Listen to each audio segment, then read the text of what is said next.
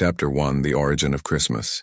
The story of Christmas begins many centuries before the birth of Jesus, in an ancient world full of political tensions, spiritual hopes, and intertwined cultures. To understand why the 25th of December became so important, we must travel back to the 1st century BC, when the Roman Empire dominated much of the known world. At that time, Judea was a region under Roman rule since 37 BC, when Herod the Great was appointed king by the decision of the Roman Senate. Herod ruled with a firm hand and sought to please both Rome and the local leaders, but his reign was marked by conflict and anxiety among the population, who awaited the arrival of a Messiah promised in the ancient prophecies of the people of Israel. In this environment, the tradition that would later become the celebration of Christmas was born. The Gospels place the birth of Jesus in the last years of Herod's reign, which puts the event between the years 7 and 4 BC. The story begins when Caesar Augustus decreed a census to count all the inhabitants of the empire. This census required each family to travel to the city of their ancestors, which led Joseph and Mary from Nazareth to Bethlehem, a small village that had existed since the time of King David. According to the accounts, Mary was pregnant by divine intervention, and Joseph, though confused at first, accepted the mission after receiving a revelation in a dream. The journey from Nazareth to Bethlehem covered more than 120 kilometers and could take several days. It was winter, and the cold weather made the journey more difficult, but the couple moved forward with determination. Bethlehem was full of travelers who had also arrived for the census, and so there was no lodging available. For this reason, Joseph and Mary found refuge in a nearby stable, a humble place where, according to tradition, Jesus was born on the night that would later be remembered throughout the world. The birth of Jesus did not go unnoticed. The Gospels narrate that in the hills of Bethlehem, shepherds were tending their flocks when an intense light illuminated the sky. A heavenly messenger announced the arrival of the Savior and told them they would find him wrapped in blankets and lying in a manger. The shepherds went immediately and became the first witnesses of that event that would be celebrated centuries later as Christmas. Later, on dates that are not clearly established, wise men from the east followed a star that they interpreted as a sign of the birth of a new king. These travelers, known as the Magi, arrived in Jerusalem around the year 4 BC and asked about the child who had been born to be king of the Jews. Herod, alarmed by the news, ordered an investigation into the exact place of birth. The Magi arrived in Bethlehem, offered gifts, and were warned not to return to Herod, as they understood he had malicious intentions. For the following centuries, the exact date of Jesus' birth was not known for certain. It was not until the year 336 AD that the Church of Rome established December 25th as the official celebration of Christmas. This date coincided with ancient Roman festivals of the winter solstice, especially the Feast of the Unconquered Sun, which made it easier for the new Christian celebration to be integrated into the popular calendar. Thus began the story of a festivity that, over time, expanded across continents, cultures, and generations.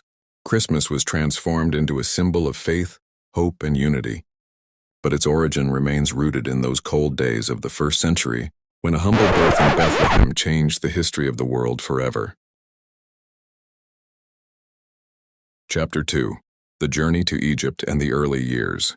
The days following the child's birth in Bethlehem were filled with calm and wonder. Joseph and Mary, still amazed by all they had experienced, watched the little one grow in a humble but hopeful environment. The shepherds who had witnessed the light in the sky often returned to bring milk, blankets, and words of support. Although the couple hoped to return to Nazareth soon, the number of travelers filling Bethlehem for the census forced them to stay longer than planned. It was during this period that the arrival of wise men from distant lands occurred. These men, who studied the heavens and ancient signs, had followed an unusual star that seemed to announce the birth of a special king. After stopping in Jerusalem and causing unease in Herod's court, they continued their journey to Bethlehem, where they found the child with his family. They delivered 3 gifts that would mark history: gold, frankincense, and myrrh. Joseph and Mary received them with deep respect, not imagining that these offerings would later be essential for their survival. The wise men departed without informing Herod, for they understood that in him there was a fear that could lead to terrible decisions. And so it was. When Herod discovered that the wise men would not return with information, he ordered a cruel action in Bethlehem and its surroundings. Joseph, warned in a dream of the danger, took Mary and the child in the middle of the night and embarked on a journey to Egypt, seeking a safe place where the child could grow far from the king's threat. The road to Egypt was long and demanding. The family crossed desert areas, joined merchant caravans, and moved steadily to avoid detection. The days were hot and the nights were cold, but Joseph did everything possible to protect them. Mary held the child, fed him, calmed him, and cared for him with silent tenderness. Despite the difficulties, both felt they were being guided by a greater force that would not abandon them. Egypt offered a mix of cultures, bustling cities, and Jewish communities that had lived there since ancient times. It was in this environment that Jesus spent his early years. Although life remained humble, the family found stability in work. Joseph continued his trade as a carpenter, while Mary kept the home and dedicated every moment to the child's care. Every day they watched him grow with serenity, take his first steps, and how his gaze reflected a depth they themselves could not fully explain. The stay in Egypt lasted until the death of Herod, in the year 4 before Christ. When Joseph received the news in a dream that they could return, the family undertook a new journey back to their land. However, knowing that Herod's son ruled in Judea, they decided not to return to Bethlehem. They settled in Nazareth, their city of origin, a quiet place surrounded by hills and workshops where life went on without the political pressure that had marked their early days. In Nazareth, the most silent stage of the child's life began. Joseph taught him to work with wood and to understand the patience of crafts. Mary transmitted stories, teachings, and the value of kindness. Although no one outside the family suspected the destiny Jesus would have, everyone perceived that there was a different serenity in him, a light that would soon transform the world. Thus continued the story that began in Bethlehem. Christmas did not end with the birth, but continued to grow with each step of that family, guided by faith and the certainty that this child had come to bring a message that would cross the centuries. The message that illuminates Christmas. With the passage of time, the story of the child born in Bethlehem began to spread through villages, roads, and cities. Although Jesus grew up in silence in Nazareth, the memory of that special night remained alive in the heart of his family and in the traditions of the people. It was then that the true meaning of Christmas began to take shape, not as a simple celebration, but as a teaching that would cross entire generations. Christmas became a light that reminded us that hope can be born even in the humblest of places. The central meaning of this date arises from the idea that God chose the small to reveal something great. There were no palaces or riches, only a stable, some blankets, and the tenderness of two parents who trusted in a mission they did not fully understand. That humility became the heart of Christmas. In a world that often valued strength and power, the birth of Jesus showed that what is truly important resides in love, compassion, and faith. The first Christian communities understood this and conveyed that Christmas was not just a historical memory, but an invitation to open one's heart. As the years went by, each December transformed into a special time that called for reflection. Families lit lights to remember that darkness never has the last word. Children listened to stories that taught the importance of sharing. The elderly spoke of peace and the value of maintaining family unity. Thus, Christmas became a symbol of reconciliation, a time to set aside tensions, come together, and start anew. The celebration helped to remember that love is stronger than any uncertainty. Christmas also began to highlight the value of generosity. Inspired by the Magi who brought gifts to Bethlehem, communities adopted the custom of giving without expecting anything in return. For many, a gift became a way of expressing affection and gratitude, a way of telling others they are important. Generosity was not about material things, but about the gesture, the shared time, and the intention of gladdening someone else's heart. Over the centuries, this tradition grew to become essential in the Christmas celebration. But the deepest message of Christmas is that of hope. The arrival of Jesus represented a beginning. It showed that even in difficult times, new opportunities can arise. Every Christmas reminds us that it is always possible to be reborn, to leave resentment behind, to heal wounds, and to look to the future with renewed faith. It is a reminder that life has purpose, and that each person possesses a value that does not depend on their past, but on their ability to love, forgive, and build peace around them. This Christmas spirit inspired many cultures to create their own traditions. Some lit candles, others prepared special meals, others sang carols that spoke of peace and union. Although the details changed, the essence was always the same: Christmas united. Families drew closer, neighbors greeted each other, children learned to be thankful, and adults found a moment to stop and reflect on the year's experiences. The celebration became a bridge between heaven and earth, between faith and daily life. Over time, Christmas transcended borders and became a universal festivity in which millions find comfort. Some celebrate it from faith and others from family affection, but all share the desire for peace and hope. That is the legacy of Bethlehem. No matter the place or the time, Christmas invites us to look with new eyes, to remember that kindness can change history, and that each person can be a light for those around them. Thus, the meaning of Christmas continues to grow each year. It is not just a day marked on the calendar, but a living message that invites us to transform our hearts.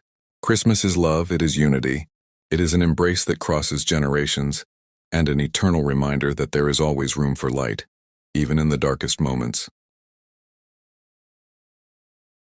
Chapter 4: How Christmas Transformed Early Communities. As Jesus grew up in Nazareth, his story began to travel by word of mouth. The testimonies of shepherds, travelers, and the families living near Bethlehem mingled with the ancient promises of the prophets. It would still be years before the child's message reached its fullness, but the memory of his birth had already touched the hearts of many. Over time, this event became a unifying point for the first communities. Seeking hope amidst a world marked by political tensions, injustices, and daily hardships, the followers of Jesus, after his life and teachings, began to gather in small groups around the 1st century AD. They had no temples or official celebrations, but a deep certainty. The one born in a stable represented the love that all were called to live. The memory of his birth was not seen as a simple historical fact, but as a truth that gave meaning to existence. Christmas, although not yet called by that name, was celebrated as a reminder of the value of each person, especially the most vulnerable. Over the decades, these groups grew. In cities like Jerusalem, Antioch, Rome, and Alexandria, communities gathered to share food, help the sick and widows, and teach each other to live with humility and fraternity. For them, remembering the birth of Jesus meant returning to the origin of their faith, to the moment when light entered the world. The meetings were filled with songs, readings, and reflections. They taught that true greatness was not in power, but in serving others with a sincere heart. The celebration of the birth began to take a clearer form around the 3rd century, when some faith leaders sought a specific day to unite everyone in a single remembrance. Although Roman festivals still dominated the calendar at that time, Christians began to distinguish their own identity with new customs. They lit lamps in winter to represent the light that had come into the world. They shared bread and wine to remember fraternity. They embraced as a sign of reconciliation. Slowly, these practices spread and strengthened. It was in the 4th century that the date of December 25th was officially established in several regions. In Rome, there was already a celebration related to light, so adopting that day allowed believers to unite without completely breaking with the people's customs. However, the deepest meaning was not in the date, but in the message. For Christians of that time, Christmas became a reminder that God had chosen simplicity, and that followers should learn to live with gratitude, humility, and generosity. As the centuries progressed, Christmas began to transform entire cities. In towns, days of help for the needy were organized. In homes, tables were prepared with food to be shared with those who had none. Children learned that generosity was a treasure to be cherished. The elderly told how the light of Bethlehem had changed lives, inviting everyone to forgive and heal wounds. Thus, Christmas became a bridge between faith and daily life. The spirit of the celebration also renewed the way people related to each other. It made many understand that they were not alone, that there was a community capable of supporting them. Christmas inspired people to live with more compassion. It reminded them that every human being has value, and that even in the most difficult moments, comfort can be found in faith and family unity. In this way, Christmas, born from a humble event in Bethlehem, began to transform hearts, communities, and cultures. Its profound meaning was not limited to a day, but became a way of living. Christmas taught that light can always be reborn, that goodness can change history, and that love has the power to unite even those who seem to be separated. Chapter 5: The expansion of Christmas through the centuries. Over the centuries, the celebration of Jesus' birth began to spread from the first Christian communities to regions that had never heard the story of Bethlehem. What had begun as a small remembrance among families of faith would soon become one of humanity's most influential festivities. Each era left its mark, each culture added its own nuance, and thus Christmas was transformed into a bridge capable of uniting distant peoples under the same message of hope. During the 4th and 5th centuries, as Christianity consolidated in the Roman Empire, Christmas took on a more public character. Cities began to light their streets with lamps and torches to symbolize the light that had been born in the darkness of winter. The churches were filled with songs and readings that recalled the humility of the stable and the value of the love that had guided the Holy Family. It was not only a religious date, but a time of gathering and peace that invited everyone to reflect on their own lives. In later centuries, especially during the Middle Ages, Christmas became a festival deeply rooted in daily life. Towns organized representations of the Nativity, known as living nativity scenes, to teach children and adults the story of Bethlehem in a simple and emotional way. Families prepared special meals and set aside part of their food to share with the poor. The spirit of generosity grew strong, recalling the gesture of the Magi who brought gifts to the baby Jesus. Christmas became an opportunity to reach out to those who needed it most. As trade routes expanded, so did the celebration.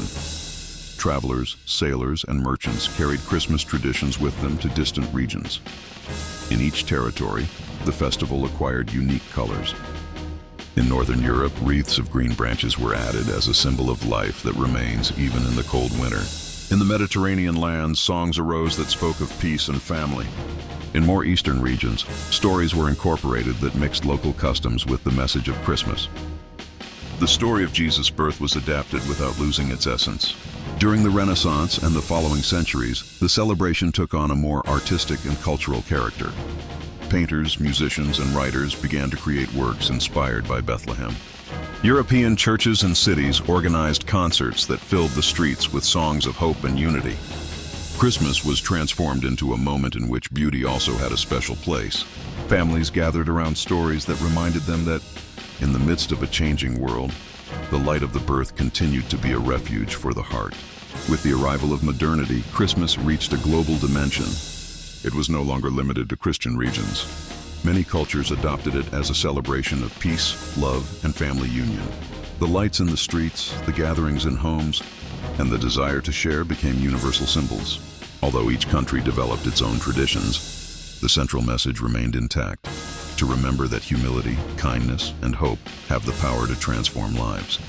In recent times, Christmas has also served as a reminder of what really matters. In a world full of haste, challenges, and tensions, this celebration invites us to stop, to breathe, and to look with gratitude at what sometimes goes unnoticed. It is a call to reconnect with family, to value life, and to renew faith in a better future. Christmas, which was born in a humble corner of Bethlehem, continues to travel the world with the same strength it had on that first dawn. Thus, through the centuries, Christmas has become a tradition that unites hearts, inspires acts of love, and keeps alive the memory of a story that changed the course of humanity. What began as a simple birth continues to be a light that invites everyone to believe in the hope that never fades. Chapter 6. The Light That Remains. Christmas night was over, but its echo was still alive in the hearts of all who had followed this story from the beginning. After so many celebrations, memories, encounters, and lessons, the time came to look beyond the lights and gifts and understand what truly sustains this date through the centuries. Christmas is not just the record of a birth that occurred in the year 4 BC. In a small village called Bethlehem, it is the footprint of a message that forever changed the way the world understood love, kindness, and hope. Throughout history, people have sought in Christmas something more than decorations or festivities. They have sought it to remember that even in the midst of difficult times, there is a path to peace. That is the heart of the story, a message that can be felt both in the grandeur of a cathedral and in the humility of a simple home, where a family gathers around a table illuminated by unity. Christmas vibrates in small gestures, in hands that help, in a smile offered without expecting anything in return, in reconciliation when it seemed impossible.